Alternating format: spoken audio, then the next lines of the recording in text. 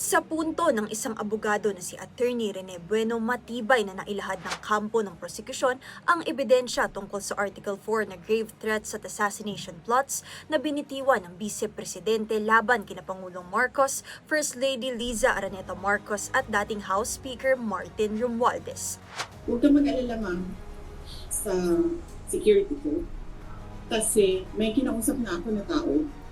Sabi ko sa kanya, pag pinatay ako, patayin mo si BBM, si Liza Araneta, at si Martin Romualdez. No joke.